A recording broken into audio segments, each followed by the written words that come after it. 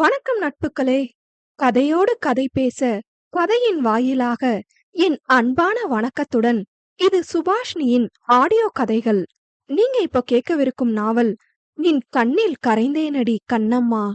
இந்த கதை உங்களுக்கு பிடிச்சிருந்தா லைக் பண்ணுங்க, ஷேர் பண்ணுங்க, மறக்காம சேனலை சப்ஸ்கிரைப் பண்ணிடுங்க. கதையை பத்தின கருத்துக்களை கமெண்ட் பண்ணிட்டு போங்க. வாங்க கதைக்குள்ள போகலாம்.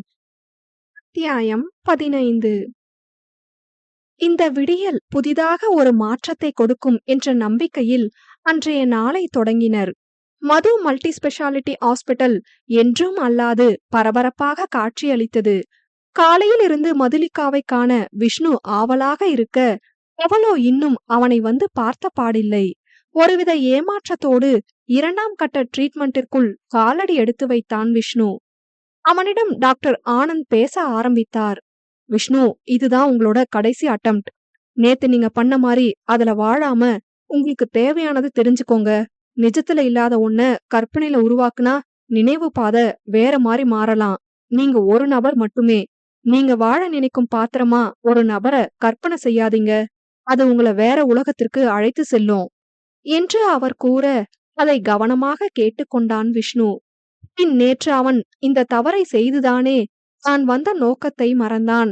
தான் காண்பது கனவு என்ற எண்ணத்தில் வந்தவனுக்கு திடீரென்று சிறுவயது நினைவு வர, தனக்கு துணையாக தம்பி ஒருவன், அதுவும் தனக்கு எதிர்குணம் கொண்டிருந்தால் எப்படி இருக்கும் என்று அவன் கற்பனை தாறுமாறாக ஓட, அதன் விளைவாக நேற்றைய ட்ரீட்மெண்டில் உருவானான் வருண். அதை இன்று செய்யக்கூடாது என்று முடிவு செய்து உள்ளே சென்றான் விஷ்ணு. அவன் ஒரு புறம் லூசிட் ட்ரீம்ஸில் தன்னை உயிராக நினைப்பவளை தேடி போக, அவன் தன்னை தெரிந்து கொண்டாலும் இல்லை என்றாலும் தனது காதல் அவன் ஒருவனுக்குத்தான் என்று அவள் வேலையை கவனிக்க ஆரம்பித்தாள். கிட்டத்தட்ட 7 மணி நேரம் கனவை கண்டு வெளியே வந்தான் விஷ்ணு. அவன் கனவிலிருந்து விழித்து கொண்டான் என்று தெரிந்தது. அவளறியாது அவள் பாதம் அவன் அறையை நோக்கி பயணித்தது. அவனோ கண்ணில் ஏமாற்றத்தோடு அமர்ந்திருக்க புரிந்து கொண்டாள் அவன் நிலையை. மீண்டும் மீண்டும் அவன் மூளையை அழுத்தி அவனை கிரிட்டிக்கல் ஸ்டேட்டிற்கு தள்ளக்கூடாது என்று அவனிடம் சென்றாள். ஹாய் விஷ்ணுதேவ், எப்படி இருந்தது செஷன்?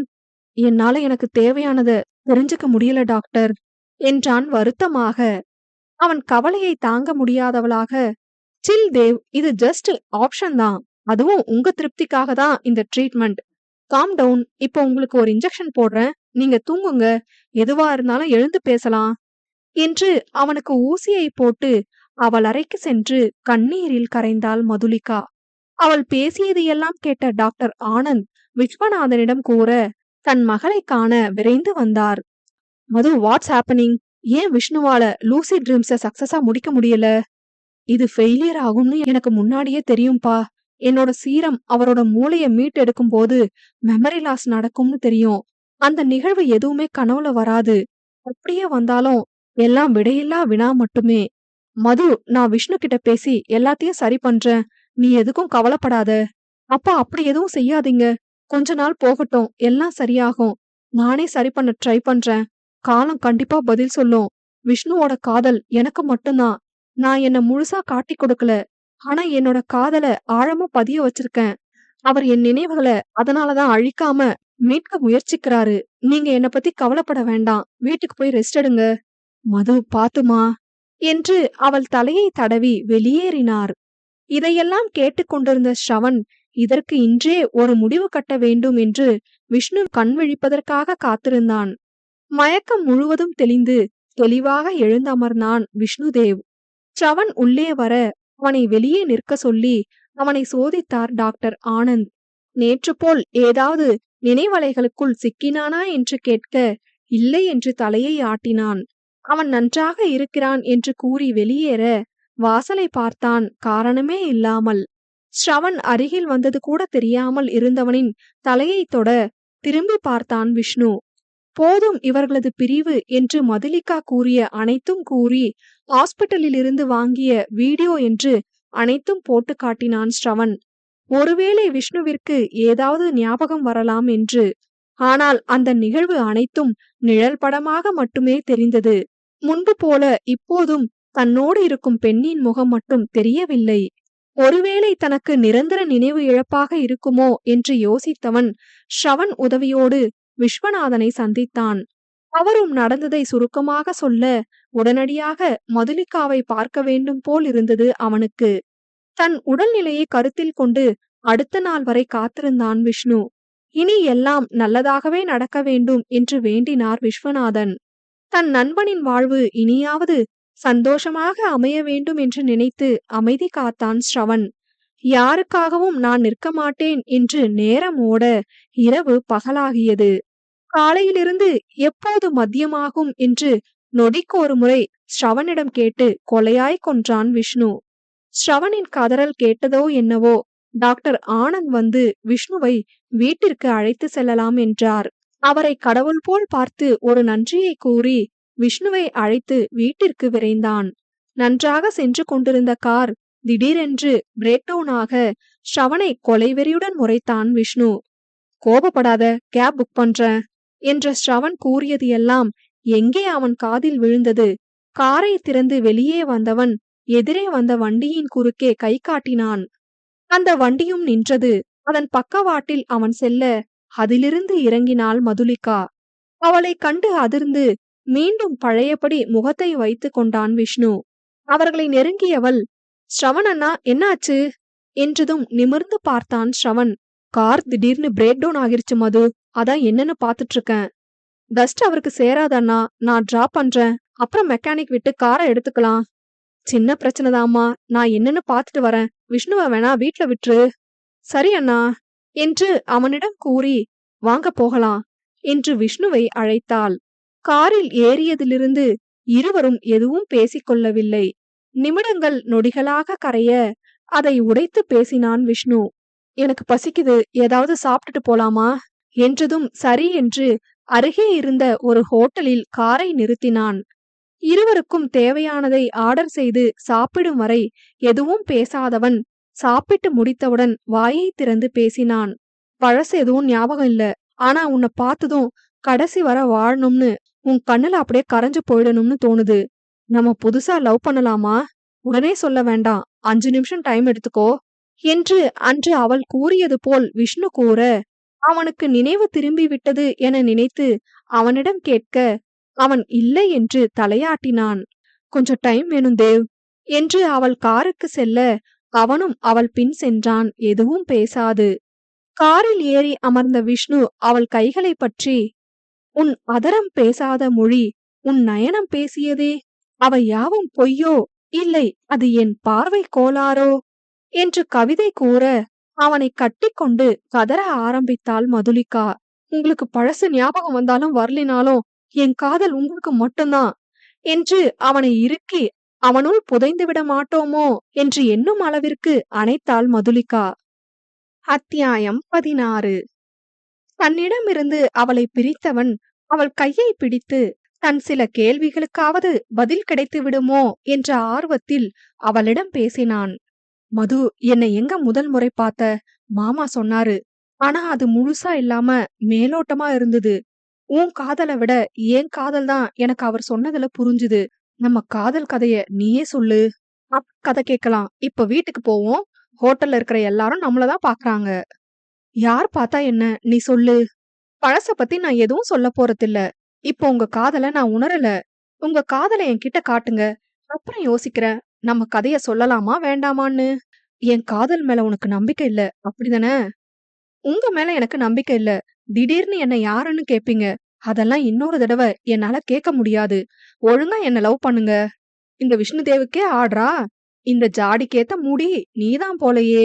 இதுவரை பார்க்காத விஷ்ணுதேவ இனி பாப்பீங்க மிஸ்ஸஸ் தேவ் என்று அவள் நெற்றியில் முட்டி உதட்டை குவித்து பறக்கும் முத்தத்தை பரிமாறி வெளியே சென்றான். வேற மாதிரியா தேவ்? இது வேணா உங்களுக்கு புதுசா இருக்கலாம், எனக்கு இதுதான் என் தேவ். உங்ககிட்ட ஏன் இப்படி விழறேன்னு தெரியல. அதிகம் பேசல, எங்கேயும் சுத்தல, ஆனா இந்த பிணைப்பு கொஞ்சமும் குறையல. நீங்க என்ன காதலிக்க போறத பாக்க நானும் வெயிட்டிங். அப்பப்பா, லூசி ட்ரீம்ஸ்ல பாக்கணுமே இவர. இத்தனை நாளா இந்த காதலை எங்க ஒளிச்சு வச்சிருந்தடா? என் அழகான கத்தனம் போல இருந்துச்சு. உன் கற்பனை அலைப்பாயவும் தான் நான் வந்த உள்ள. அங்க பார்த்தா உன்னோட சேட்டைக்கு உருவம் கொடுத்து வச்சிருக்க. அவனும் கியூட் தான். உனக்குள்ள நீ புதைச்சு வச்சிருக்க எல்லாத்தையும் நான் வெளியே கொண்டு வந்ததுக்கு அப்புறம் தான் நம்ம கல்யாணம்.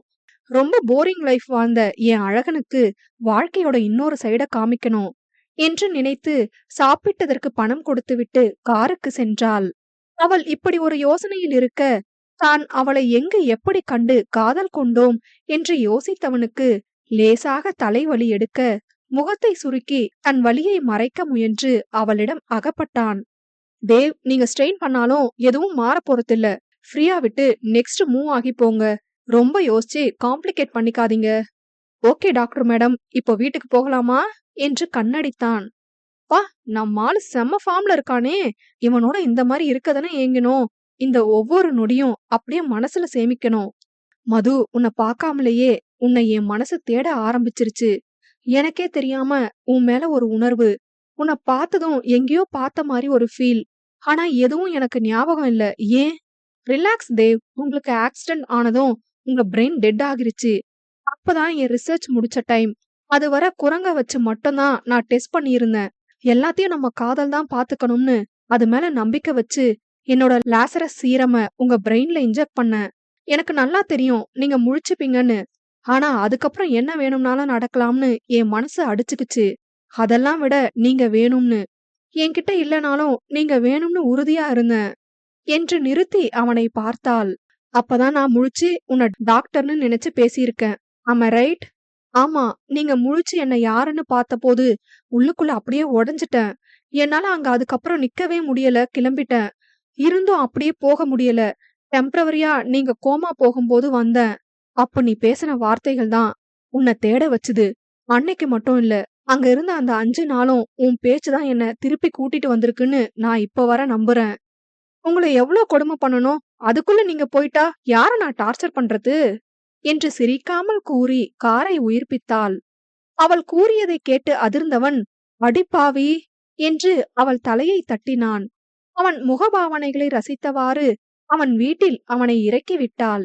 உன்னை ஒரு இடத்துக்கு கூட்டிட்டு போகணும், இரு என்று அவளை வீட்டிற்கு சற்று ஓரமாக இருந்த கெஸ்ட் ஹவுஸிற்கு அழைத்து சென்றான்.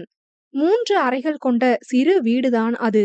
அழகாக பராமரிக்கும் வீடு என்று பார்த்ததும் புரிந்து கொண்டவள் கேள்வியாக அவனை பார்த்தாள். இதுதான் என் வீடு. அந்த வீடு நான் வளர்ந்ததுக்கு அப்புறம் கட்டினது. இதுதான் நான் வளர்ந்த வீடு என்று கண்கள் மின்ன பேசினான் தேவ். தேவ், உனக்கு என்கிட்ட ஏதாவது சொல்லணுமா? இல்லை என்று தலையசைத்து அவளை இறுக அணைத்து கொண்டான். அந்த ஒற்றை அணைப்பு கூறிவிட்டது அவன் உணர்வை. எதுவும் பேசாமல் அவன் மனம் நிலை பெறும் வரை அமைதியாக அவன் முதுகை தடவி கொடுத்தாள் மதுலிகா. கண்ணம்மா என்று மெல்லிய குரலில் அவன் அழைக்க அவனை நிமிர்ந்து பார்த்தாள். ஒருவேளை எனக்கு ஏதாவது ஆகியிருந்தா என்ன பண்ணிருப்ப? அவனிடமிருந்து வேகமாக விலகியவள், இன்னொருத்தனை கல்யாணம் பண்ணிக்கிட்டு சந்தோஷமா இருந்திருப்பேன் என்று கத்திவிட்டு அங்கு இருந்து கிளம்பி விட்டாள், அவனை ஏறெடுத்தும் பார்க்காமல். அவள் கோபத்தை ரசித்தவன், சரியான நேரத்துல தப்பானத பேசிட்டோமோ என்று நினைக்கும் போது அவளை வெறித்தான் விஷ்ணுதேவ். ஸ்ரவன் வரும் வரை சிரித்த முகத்துடன் அங்கேயே நின்றிருந்தான். அவன் மலர்ந்த முகத்தை கண்ட ஸ்ரவன், என்னடா ஆச்சு, மூஞ்சி ஃபுல்லா பல்லா இருக்கு? அதுவா மச்சான், உன் தங்கச்சி கூட சின்ன ஊடல், அதோட ரிஃப்ளெக்ஷன் தான் இந்த சிரிப்பு.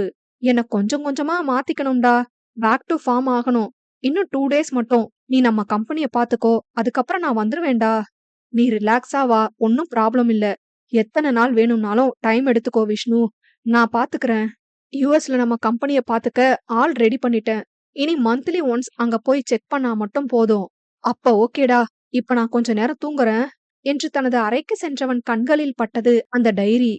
இதில் ஏதாவது எழுதியிருப்போமோ என்று ஆராய்ந்தவனுக்கு ஏமாற்றமே கிடைத்தது. ஸ்ரவன் இங்கு இருந்த வரை மட்டுமே அதில் எழுதியிருந்தான் விஷ்ணு. அதன் பிறகு நடந்த எந்த நிகழ்வையும் அவன் எழுதவில்லை. ஏன் என்ற கேள்வி அவனை சுற்றினாலும் எதையும் யோசிக்காமல் தூங்குவோம் என்று படுக்கையில் விழுந்தான். அங்கு அவளோ தன்னவனின் நிழல் படத்தோடு சண்டையிட்டு கொண்டிருந்தாள். அப்ப இத்தனை நாள் நீ என்ன தேடி வரணும்னு ஒளிஞ்சு ஒளிஞ்சு உன்னை பாத்துட்டு இருந்தது எல்லாம் இப்படி நீங்க பேசுறத கேட்கதனா?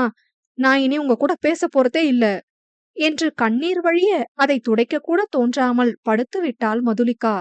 எப்போது உறங்கினாள் என்று தெரியவில்லை. நன்றாக அசந்து தூங்கிக் கொண்டிருந்தவள் திடீரென்று மிதப்பது போலவும் பின் எங்கோ செல்வது போலவும் இருக்க மெதுவாக கண்ணை திறந்து பார்த்தாள். ஏதோ ஒரு கருப்பு உருவத்துடன் காரில் சென்று கொண்டிருந்தாள். மனதில் பயம் எழ வீல் என்று கத்தியவள் வாயில் கை வைத்து, "கண்ணம்மா, நான் தான், கத்தி ஆர்ப்பாட்டம் பண்ணாத" என்று தன்னவன் குரல் கேட்க கண்ணை அழுத்தி தேய்த்து திறந்தாள். இவன் எப்படி வந்தான் வீட்டுக்கு? நம்ம தான் இவன் மேல கோபமா இருக்கோமே, அப்புறம் ஏன் நம்ம இவன் கூட போறோம் என்று ஓடும் காரை திறக்க முயல அது நன்றாக பூட்டப்பட்டிருந்தது. "நீ இப்படியெல்லாம் பண்ணுவேன்னு தெரிஞ்சுதான் ஆட்டோமேட்டிக் லாக் போட்டிருக்கேன். நீ என்ன வேணா பண்ணிக்கோ, ஃபர்ஸ்ட் காரை நிப்பாட்டு, உன் கூட என்னால வர முடியாது" என்று அவள் கூறி முடிக்க சட்டென்று கார் நின்றது. பார்வையால், "காரை நான் நிறுத்திட்டேன், போறதுன்னா போ" என்று அவன் பார்க்க, "சை, எல்லாம் நம்ம நேரம், போகவும் முடியல விடவும் முடியல, அப்படி என்னதான் வரம் வாங்கிட்டு வந்தேனோ" என்று தன்னைத்தானே திட்டி அவனிடம் அவன் போனை கேட்டாள். அவன் அதை நீட்ட தன் தந்தையின் எண்ணை போட்டு அழைக்க தொடுதிரையில் மாமா என்று வந்தது. "அடப்பாவி, இது எப்போ இருந்து?" என்று அவனை ஒரு பார்வை பார்த்து அவரிடம் பேச காத்திருந்தாள். "சொல்லுங்க மாப்பிள, என் பொண்ண சமாதானம் பண்ணிட்டீங்களா? அப்ப இதுல உங்களுக்கும் பங்கு இருக்காப்பா?" "மதுமா, எனக்கும் இதுக்கும் எந்த சம்பந்தமும் இல்ல. மாப்பிள தான் உன் கூட வெளிய போகணும்னு சொன்னாரு. அதான் நம்ம வீட்டு அட்ரஸ் கொடுத்தேன், நம்புடா. பெத்த பொண்ணை விட இப்ப வர உங்களுக்கு இவன் தானே பெருசு, யாருக்குமே நான் முக்கியம் இல்லல்ல, போங்க" என்று அழைப்பை துண்டித்து கண்ணை மூடி அமர்ந்தாள். "கண்ணம்மா, வேக்கப்" என்று அவளை எழுப்பினான். கண்ணை திறந்து பார்த்தவள் கண்டது நகரின் பிரபலமான திருமண மண்டபம். ஒருவேளை நம்மள சமாதானம் பண்ண கல்யாணம் பண்ணிக்க போறானோ? அதுக்காக அட்வான்ஸ் கொடுக்க கூட்டிட்டு வந்திருக்கானோ? அப்படியெல்லாம் நடக்க வாய்ப்பில்லையே. சரி, என்ன நடந்தாலும் கெத்த விடாம கோபமா இருக்க மாதிரியே இருப்போம், அப்பதான் கொஞ்சம் பயம் வரும். பின் எதுவும் அறியாதவளாக, "இப்ப இங்க எதுக்கு வந்திருக்கோம்? உள்ள வந்து நீயே பாரு, உனக்கே புரியும்" என்று அவளை கை வளைவிற்குள் வைத்து அழைத்து சென்றான். "என்னடா இது, எதுக்கு இவன் இப்போ இவ்ளோ பில்டப் காமிக்கிறான்? அதான் நம்ம கண்டுபிடிச்சிட்டோமே" என்று அடுத்து எதுவும் கேட்காமல் அவனோடு உள்ளே சென்றாள். உள்ளே வந்தவளால் அவள் கண்களையே நம்ப முடியவில்லை. அந்த இடம் முழுவதும் ஓவியங்கள், அதுவும் அவளும் அவளவனும் இருக்கும் ஓவியங்கள். அவன் புறம் திரும்பி, "இது எப்ப நடந்துச்சு எனக்கு தெரியாம? நான் கண்ணு முழிச்ச நாள்ல இருந்து நான் வரைஞ்ச படங்கள். எதுக்கும் முகம் வரையாம இருந்தேன், இப்பதான் தெரிஞ்சிருச்சே, அதான் வரைஞ்சிட்டேன்." "அப்படியா, சரி" என்று அந்த படங்களை ரசிக்க ஆரம்பித்தாள். யாரும் இல்லாத அந்த இடத்தில் அவள் கையை தன் இதயத்தில் வைத்து, "எனக்கு எல்லாமே நினைவில்ல, கொஞ்சம் கொஞ்சம் தான் நினைவிருக்கு. என் வாழ்க்கையில ஒரு பொண்ணு இருக்கான்னு நான் கண்ணு விழிச்ச அன்னைக்கே தெரியும். ஆனா அது யாருன்னு எனக்கு தெரியாது. அதே மாதிரி எங்களுக்குள்ள எப்படி காதல் வந்துச்சு, அது எவ்ளோ ஆழம், எதுவுமே எனக்கு அவ்வளவு தெரியாது. எனக்கு அவள பார்க்கணும், அது மட்டும்தான் தோணுச்சு. அதுக்காக தான் நான் ஹாஸ்பிட்டல் வந்தேன். உன்னை பார்க்கும்போது, உன் கூட பேசும்போது நீதான் அந்த பொண்ணோ அப்படின்னு ஒரு தாட் வந்துச்சு. செகண்ட் டைம் லூசிட் ட்ரீம்ஸ்குள்ள போய் உன்னை மட்டும்தான் தேடினேன். ஆனா எனக்கு நீ கிடைக்கல. அன்னைக்கு நீ எனக்காக பேசின ஒவ்வொரு வார்த்தையும் என் காதுல ஒலிச்சுட்டே இருக்கு. இப்ப வர, எங்க உன்னால என் வாழ்க்கையில வர முடியாதோன்னு நீ தவிச்ச தவிப்பு உன் வார்த்தையில எனக்கு தெரிஞ்சுது. உன்கிட்ட காலையில அப்படி கேட்டது தப்புதான். யாருன்னே தெரியாம நானே உன்னை தேடும்போது என்ன நேசிச்ச உன்னால எப்படி நான் இல்லாத வாழ்க்கைய யோசிக்க முடியும்? கண்டிப்பா முடியாது. ஐ எம் சாரி" என்று நீண்ட உரையை முடித்தான். "நிஜமாவே நீ மெஷின் தான் போல. யாரும் இல்லாத இடம், அதுவும் உன்னை காதலிக்கும் அழகான பொண்ணு. இந்த மொமெண்ட்ட இவ்ளோ மொக்கையா யூஸ் பண்ண ஒரே ஆளு நீதான்டா" என்று தலையில் அடித்துக்கொண்டு, "எனக்கு நீ எல்லாம் செட்டே ஆக மாட்ட. நான் போய் லூசி ட்ரீம்ஸ்ல லவ் பண்ணிக்கிறேன்" என்று சென்றவள் கையை பிடித்து இழுத்து அணைத்தான். அவள் கன்னத்தை கைகளில் தாங்கி நெற்றியில் முத்தமிட்டு, "நம்ம டேட் பண்ணலாமா?" என்றான். பேசுவது இவன்தானா என்று விழி விரித்து பூம் பூம் மாடு போல அனைத்து திசையிலும் தலையாட்டி வைத்தாள் மதுலிகா.